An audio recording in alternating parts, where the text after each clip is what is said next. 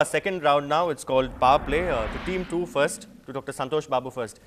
Many people believe that the IAS stands for I am spineless.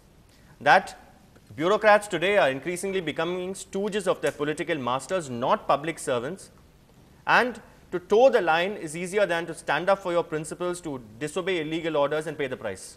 There are those who say, I am sorry, I am in a soup, I am spineless. But you know, those are said by people who are from the outside. Within the system, we are all officers, and we all know how we all stand up to anything for our integrity or anything. But it's mostly a perception from outside that there's political interference and all. 15 years now, I have not faced any political interference. I personally feel that political interference is a myth. They'll interfere if you are interferable. Mr. Selva-Ganesh, there is no security of tenure. And if you are not reasonably pliable, you get shunted to the boondocks. Public perception again. No, I think if you look at the history of postings of all officers, again they said it's only the flashy instances that get highlighted, that X has been shifted.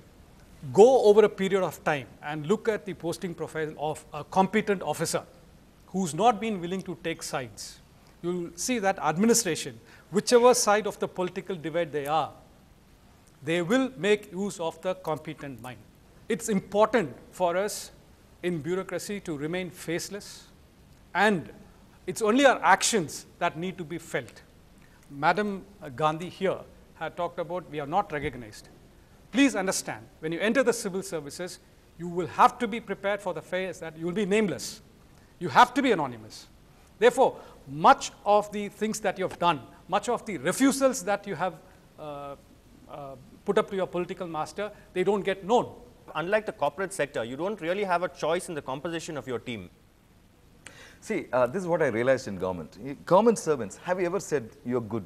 See, it's all about leadership. Leadership is actually, it's about communicating a compelling aspiration.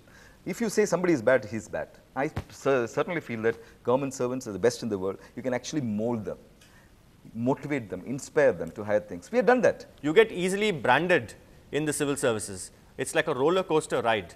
As the pendulum swings every 5 years or perhaps earlier in some states, there are a bunch of officers who immediately go on deputation to avoid a witch hunt by the next political dispensation. This is a reality. It is not. That's what I was saying earlier also. The issue is to follow the Gita ideal of Nishkam Karma.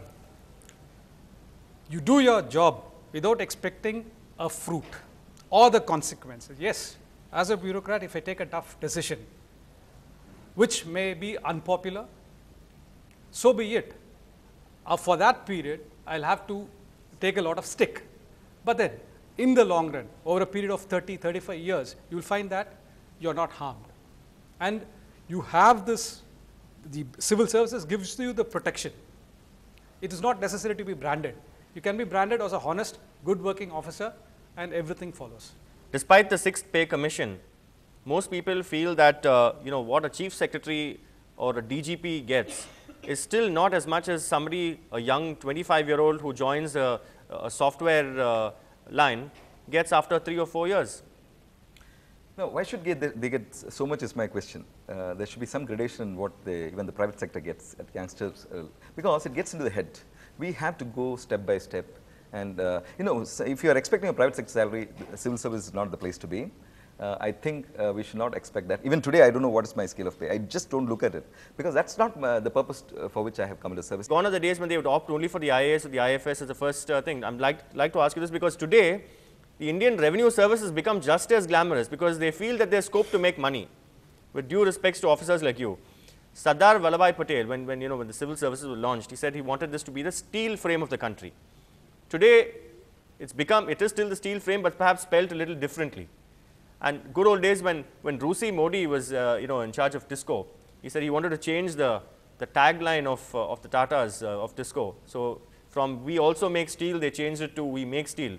Today, political commentators say the tagline of the civil services should be we steal.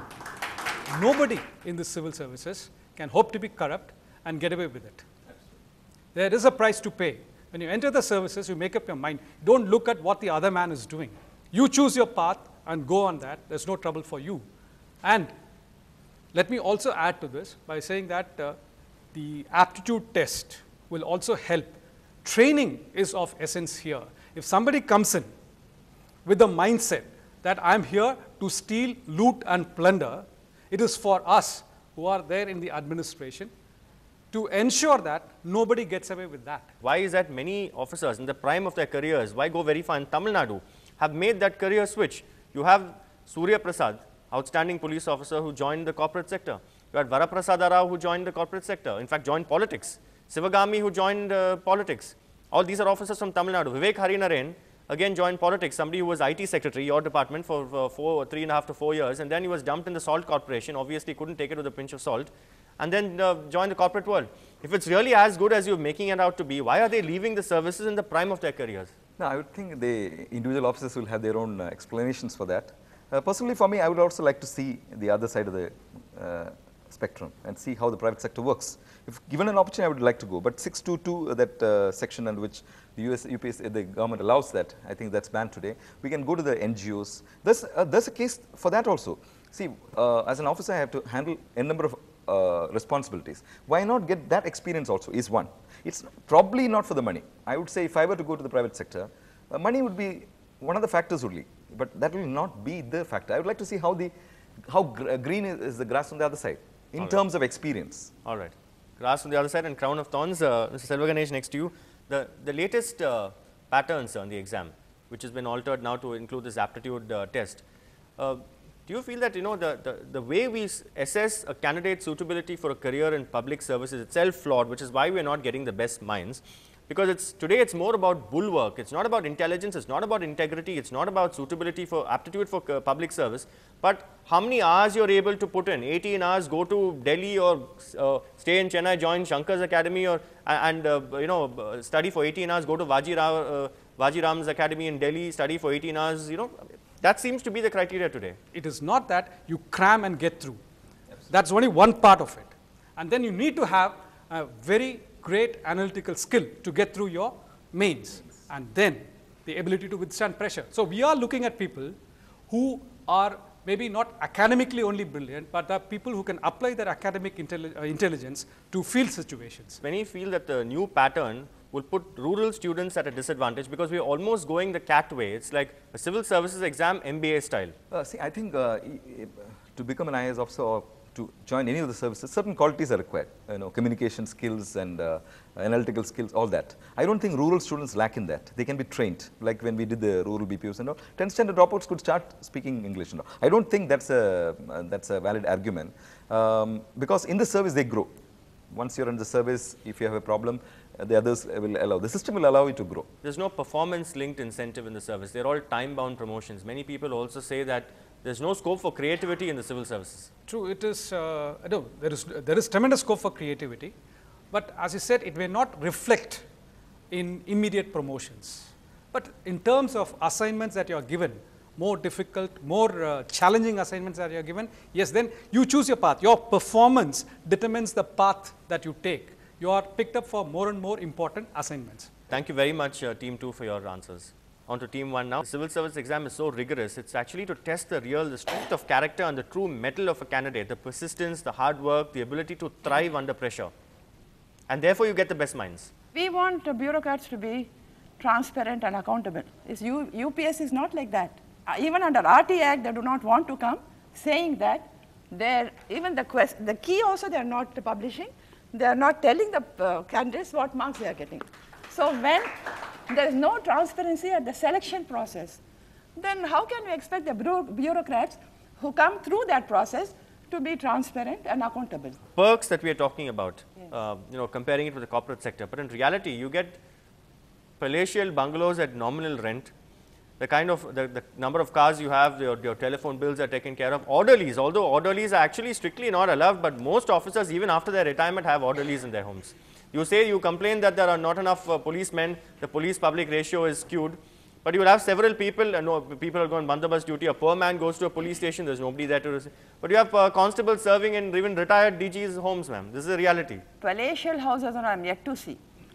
Of course, in the collectors' bungalows, SP's bungalows. Collectors' bungalows and all that, from the British. Your Saf Games village also is reasonably, 3 balconies and. Saf Games are not considered for the bureaucrats. Because there were no other takers, it was given to bureaucrats. Okay. It was not considered for the bureaucrats. I just heard that you have a new badminton court also at the SAF Games Village. So Anyway. what? So what? When Hyundai can have their own gym, and when even in this building, when you have software people, you have their own gym and this thing and all that. Why not the poor bureaucrats? All right, We the can poor also have that. All right. Mr. Rajesh, that's to you, sir.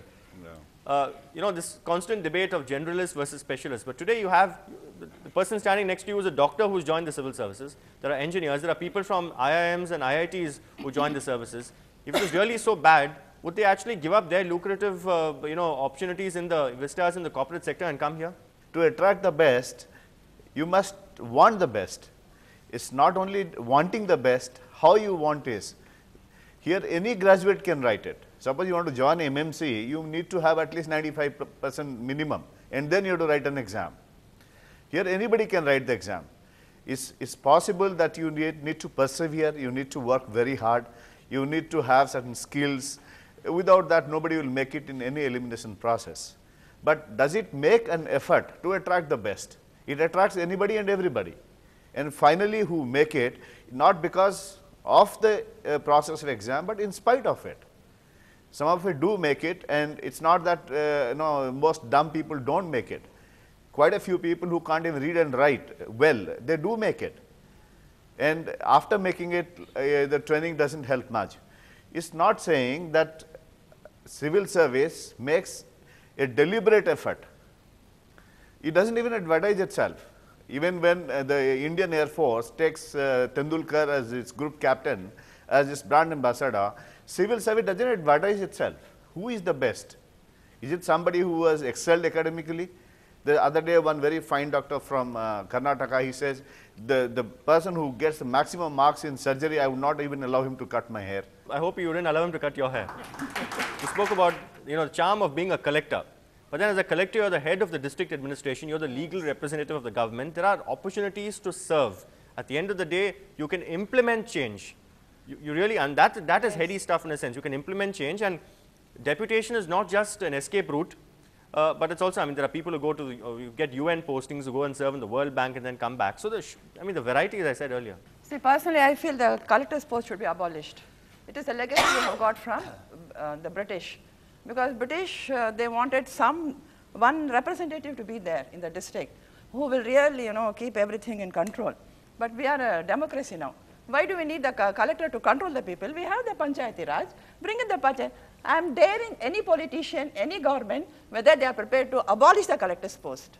Why do they have that? There are a lot of people who say the civil services itself should be abolished. I don't mind. All right, Mr. Rajesh, that's to you next. Yeah. So making a difference. I mean, we saw that even in Tamil Nadu with the tsunami, where they were outstanding. I mean, Tamil Nadu, they say, has some of the most outstanding officers, and we showed the world with the tsunami, you know, rehabilitation and the rescue and the reformation that, I mean, the work that happened after that, the reconstruction.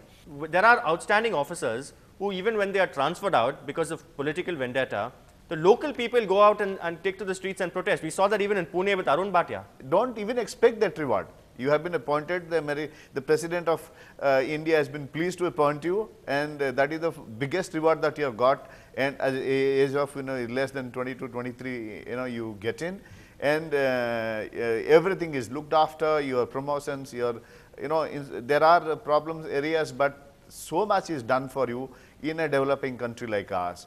Pink slips in the corporate world, and we saw that, you know, there's job security here, that during recession, there was a spurt in the number of applicants for the civil services exam. Those who were going in for corporate jobs started preparing for the services. But that's what I'm saying. See, more and more people are joining the services mainly because of job security and because there is no hire and fire in the government. Not much. So that's what I'm saying, that not the best of the minds are being attracted here. It's for some other reason. And another thing, when we are talking about integrity, I don't think that integrity is lacking. But only thing is, when we are talking of reward, does the media also recognize integrity? Only when there is a scam, you bloat it up. But when well, an got officer, some outstanding officers on the show, for instance, yes, today. But how long did it take? After 33 years, I am coming here. Okay. All right, Mr. Rajesh Das, the exam pattern, sir. I mean, the good old, even now the UPSC, many would say, is also trying to reinvent itself now, because the exam pattern, I mean, we had the different pattern 1979, then you had the Kothari Commission, you had the, the Satish Chandra committee with recommendations, you had the introduction of an essay paper, negative marking, more marks now for the interview. And now with, equal weightage, good old days, let's say a person who studies MTech and goes on to write physics has a distinct advantage over somebody else who's done BSc physics and is writing it for the first time. So the UPSC has tried to make it a level playing field, so maybe the best minds will come in now. UPSC is definitely struggling with finding the format, right format. Okay, and there is actually nobody here or anywhere in this world who can tell that this is the final method of selection which will ensure that you get the best. I have gone through the Service Selection Board exam, which is conducted by Defence Forces, which is for 7 days, that you stay there for 7 days, then you do this group test, you do thematic appraisal test, you have lot of tasks, and you are being observed by people who do this day in, day out, and then they select you, and then you go to the defense. But there again, it's debatable whether we have the best in there. Civil service has, of course, absolutely no ready-made designs, is definitely experimenting with it. No particular exam, whether you make it aptitude test at the very beginning, where you do the elimination through, how can you objectively test somebody's morals? They know that, what is correct, what is wrong. These people will tell them what to write, what not to write. And so no process can absolutely ensure that you get the best. What does your daughter want to do? She wants to join the civil service. She's a doctor, medical doctor. She wants to join the civil service. How is that her mother after 33 years has not deterred her? Because of that only. Because of the, I think the mother, both the parents are IAS officers, and she has seen how firm they are in spite of everything. All right. So she wants to emulate perhaps. All right, that's a diplomatic answer, but thank you very much. Time now to slide into a short break on SL. Chennai speaks out, but in the next round, both the teams will really roll up their sleeves. Stay tuned.